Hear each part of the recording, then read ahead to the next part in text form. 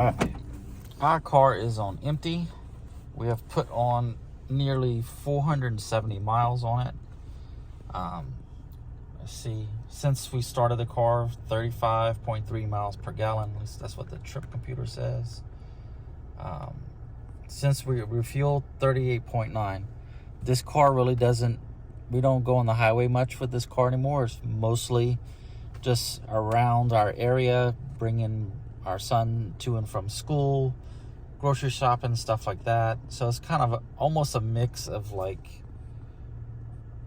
city and highway. There's a lot of stop and go, and then also a good bit of kind of like long stretches where I'm doing nearly highway speed. So yeah, 38.9 miles per gallon. At least that's what the computer says. When I check it, when I fill up, from like dividing the mileage by how many gallons I put in, it's usually it's very close. And I live on the west side of Atlanta, and this car is rated for 40 miles per gallon on the highway, I think 30 in the city. And if you're not getting above what the manufacturers and the EPA stated the fuel economy should be for your car, you're doing something wrong. You should always get at least 10% more.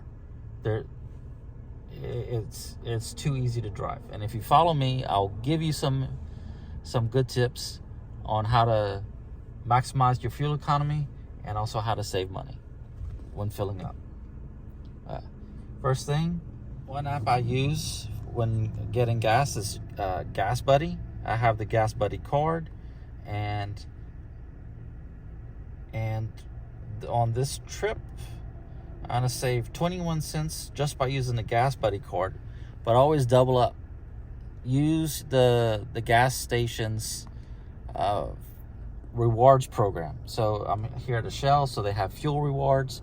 So I'm using fuel rewards too. So I'm a platinum status right now, so I get an additional 10 cents per gallon. So I'm gonna save 31 cents per gallon on this fill up, which is, you should be paying pump price for your gas. So always sign up for the fuel rewards for your the station, and keep going to the same station. It's advisable to go to the same station. That way you get the same fuel treatments and everything. So, but yeah, and also sign up for the Gas Buddy.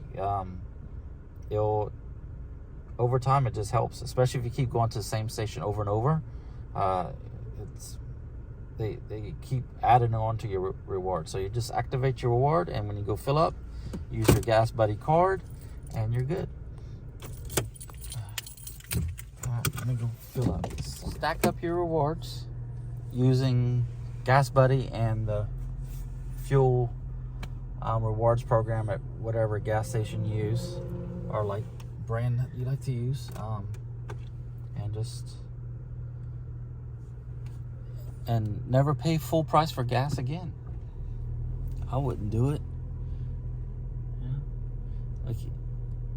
Like the one thing with the Gas Buddy card is that your first few fill-ups at a station, it may not make sense, because with the price of gasoline now, it's actually less than your rewards that you get from your credit card. But after a while, like if you keep going to the same gas station over and over again, it seems to add on to your discount that you get. So today was 21 cents per gallon, and at about $4 a gallon, that's a pretty good discount. It's much more than what I would be getting at like off of a credit card, like a cash back from a credit card.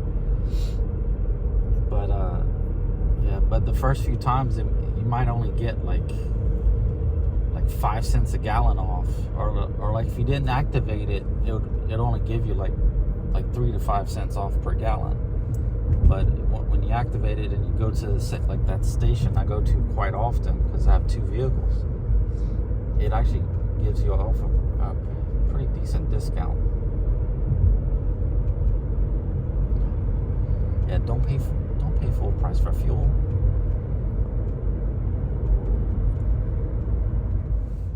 So down here is a button to turn off the auto start and stop. And you can see right now we're stopped at a light and the RPMs are showing that the engine is not running. Do not disable this. Leave it operational. I know that they have this to where you could turn it off and everything, but leave it operational to where your car gets the maximum fuel, the best fuel consumption. Oh, what's going on? Look, let's turn it off again. See?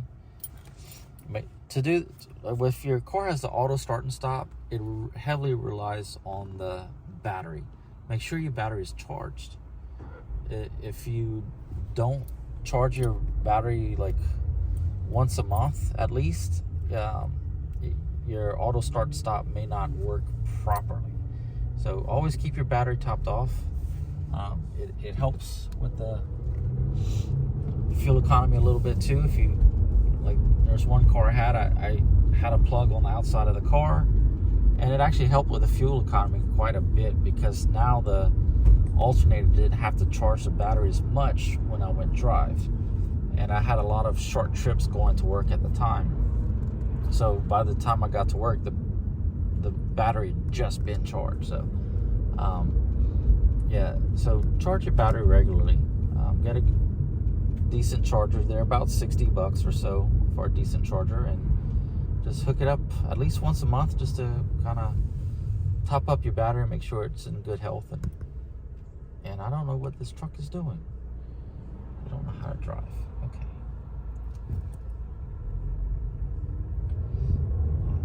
So, and if your vehicle has a different fuel saving device, like our Suburban has this thing where it deactivates cylinders based on like the amount of load on the engine. It's like, I don't understand why so many people want to deactivate it. There's even like little modules you can plug into your truck to deactivate that system. I don't know, why would you want to deactivate? It's saving you fuel.